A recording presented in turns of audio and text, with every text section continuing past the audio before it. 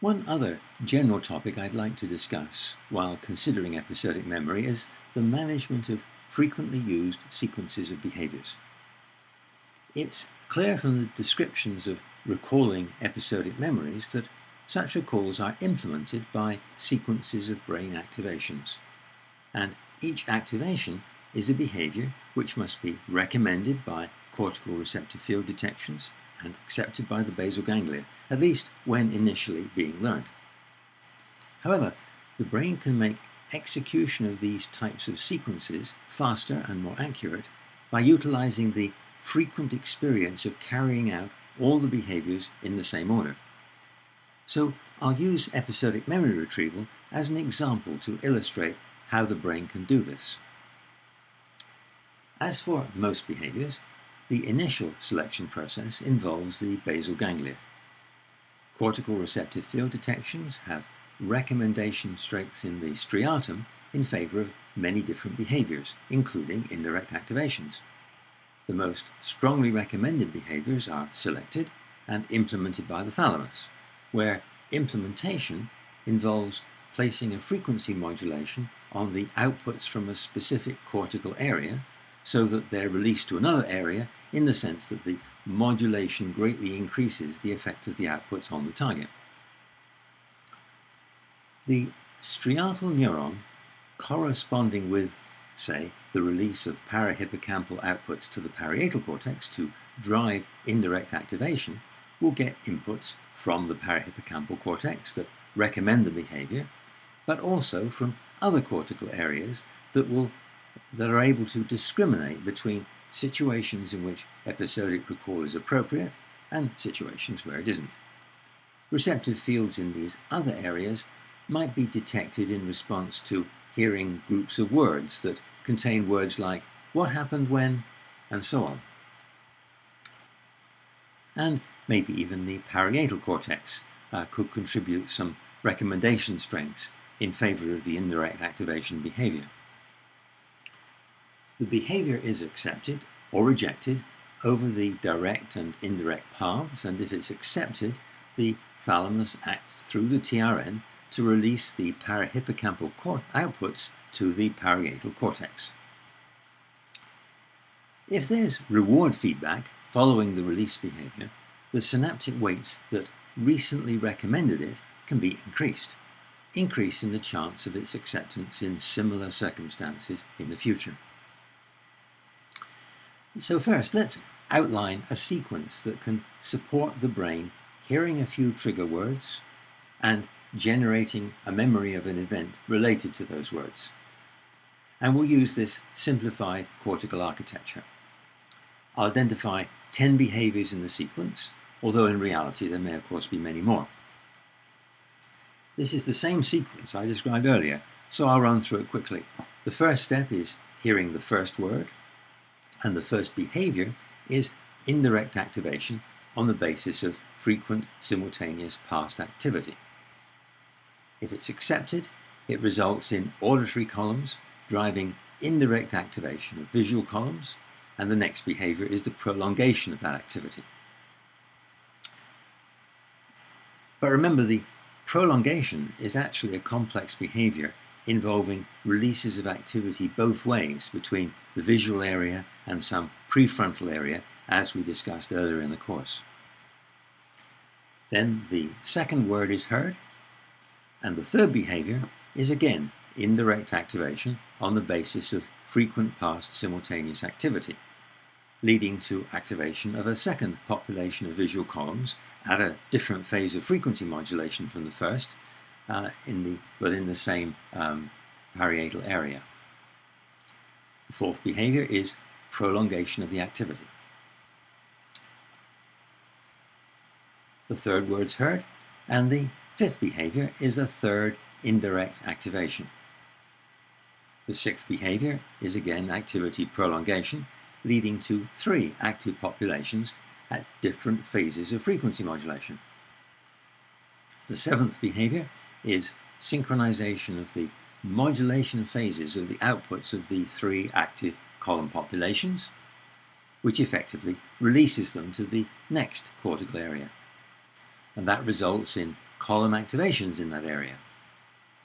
The eighth behavior is prolongation of the activity in that discriminates groups of objects area, followed by the behavior of indirect activation on the basis of simultaneous past receptive field expansion.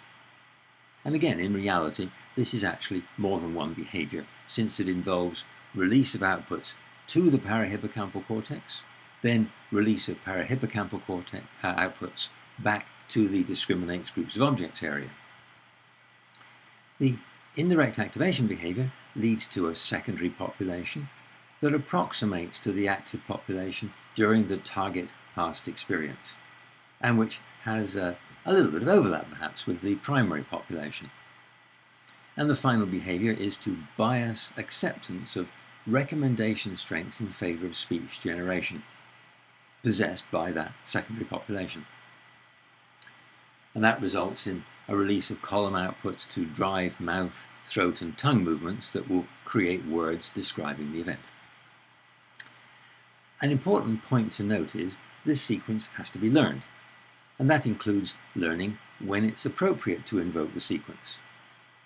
Neurons and columns don't know anything about events. The only behaviors available to the brain are modulating specific cortical area inputs and outputs, prolonging activity, indirect activations, and so on. So, if a parent asked a young child, "What did you do this morning?" before episodic memories have been learned, earlier in the child's development, it may have learned that in these general types of verbal situations, a verbal response is rewarded. But there's no obvious way for the child's brain to generate a column population to drive the appropriate speech. So the child's brain tries various indirect activation and information release approaches to create an active column population with speech recommendation strengths. And maybe after a number of trials, the brain hits on an action sequence that includes indirect activation on the basis of past simultaneous receptive field expansion.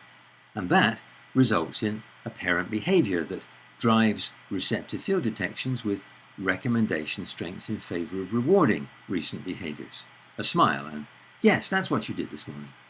So the recommendation strengths in favor of the behaviors in the recently used sequence are increased. So the key thing here is that retrieval of episodic memories is a behavior that must be learned. And in fact, I'll discuss later in the course that many of the behaviors we label as being conscious or self-aware are also behaviors that have to be learned. For each behavior in the sequence, cortical receptive field detections, either directly or indirectly activated, must be interpreted as recommendations in the striatum. The appropriate behavior must be selected over the direct and indirect paths and implemented by the thalamus, and again where the implementation is release of cortical activity between areas. So let's have a slightly closer look at how this works. Let's focus on just one step in the behavior sequence. And let's pick the release of activity in the discriminates visual objects area to drive receptive field detections in the discriminates groups area.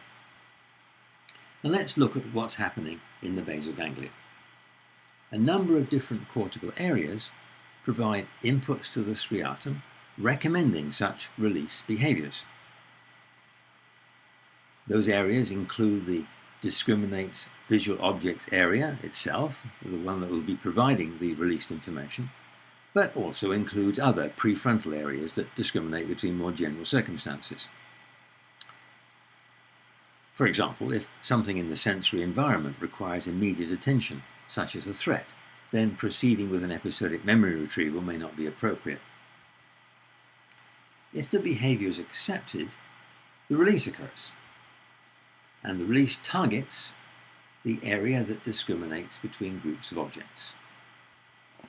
So the information flow through the basal ganglia leads to release of thalamic inhibition and increased activity plus frequency modulation of specific cortical targets. And that leads to activity in the discriminates groups of objects area. Looking at another step in the sequence, a key information release is from the area that discriminates between groups of objects to the parahippocampal cortex. And this behavior is recommended by outputs from the area that discriminates groups, plus outputs from, again, a range of prefrontal areas. Then, another step releases parahippocampal outputs back again. So, each behavior in the sequence involves release of cortical outputs by the thalamus, and selection of the behavior involves processing through the basal ganglia. However, once a sequence has been learned, there's a way to speed it up. Recall, in the highest level brain architecture, the cerebellum manages sequences of behaviors, and it implements sequences by directly targeting the thalamus. For example, the parahippocampal cortex is reciprocally connected with the lateral posterior nucleus of the thalamus. And at a more detailed level, that thalamic nucleus projects to the cortex through the TRN. Behavior selections are implemented by the basal ganglia via reduction in inhibition of the thalamic nucleus. But the thalamic nucleus is also targeted directly by excitatory outputs from the cerebellum. On a larger scale, that connectivity looks like this. So if we step back for a moment, this is the connectivity of the cortex back to the cortex that manages cortical information releases. The primary path is through the basal ganglia, and that's where detailed learning can occur. But there's also the path from the cortex, through the pontine nuclei, the cerebellar cortex and nuclei, and back to the cortex through the thalamus. Let's go back to the sequence of behaviors that implement an episodic memory release. If this is the sequence, each behavior must occur at the appropriate time. And if this is the basal ganglia circuitry for behavior selection, then a little before each behavior, outputs from a specific range of cortical areas must go to the striatum to recommend the behavior, and at the time of each behavior, outputs will be released from a specific cortical area to a target area, and the outputs from the target area are a significant part of the inputs to the striatum that recommend the next behavior in the sequence. So there are two important points. Firstly, using the basal ganglia means that each behavior must often be completed before the selection of the next behavior begins. So there'll always be a delay between behaviors while the basal ganglia does its processing. And secondly, during any sequence of behaviors, there's a constant generation of cortical activity by what could be many different areas. Let me illustrate that constant cortical activity conceptually along a timeline. Each green arrow represents the outputs from some different group of cortical areas at different points in time. And each time the sequence is performed, some of the same groups of areas will tend to produce outputs in the same sequence. The cortical outputs that recommend each behavior in the sequence are indicated in purple. However, because the sequence is always executed in the same order, there's a degree of similarity between the cortical outputs at all of the corresponding points every time the sequence is performed. The cerebellum exploits this similarity in the sequence of cortical outputs to speed up behavioral sequences after they've been fully learned through the basal ganglia. The cerebellum gets massive inputs from the cortex via the pontine nuclei and targets the place where the behaviors are implemented, which for cognitive behaviors is the thalamus. A critical part of the cerebellar processing is the receptive fields of the Purkinje neurons. Remember, these are extremely specific receptive fields, defined by very many different complex combinations of very large numbers of cortical inputs. If the basal ganglia is in control, the initiation of, say, behavior 7 can only occur after behavior 6 has been implemented, after the target area for behavior 6 has produced its outputs, and those outputs, of course, recommend the next behavior, behavior 7, and those outputs have to be processed through the basal ganglia before the behavior can be initiated. So there's a significant time delay while a number of processing steps occur. However, if the cerebellum is in control, and if it takes a certain amount of time for cortical inputs to be processed through the cerebellum to act on the thalamus, then the Purkinje receptive field could be defined by whatever cortical outputs happen to be occurring at some earlier point in the sequence, where that earlier point is such that when you add on the various times of processing for the cerebellum, that the outputs at that earlier point can trigger behavior 7 release at just the right point in time. And there's no need to wait for basal ganglia processing. Earlier cortical output combinations can be used to define Purkinje receptive fields for each of the behaviors in the sequence. And that allows the sequence to be accelerated. So the cerebellum allows sequences to be performed faster, provided they've first been learned by the basal ganglia. Now there's could be a fair amount of variation in cortical activity during different executions of the same sequence. But the Purkinje fields are defined by large numbers of different, very complex combinations of cortical outputs. So the fields can be expanded to include a lot of different circumstances that sometimes occur in the course of, say, an episodic recall. Furthermore, although a cortical receptive field detection has lots of constantly changing recommendation weights in the basal ganglia, a Purkinje receptive field detection is an unambiguous command to perform the next behavior in the sequence. So the cerebellum can perform behavior sequences more repeatably and more accurately. So the cerebellar path performs sequences of behaviors more rapidly and accurately than the basal ganglia path. But the only thing that can be learned in this path is the timing. The order of the sequence has to be defined by the basal ganglia before it can be taken over by the cerebellum. So in the next section, we'll have a look at this management of behavioral sequences for episodic memory in a little bit more detail anatomically.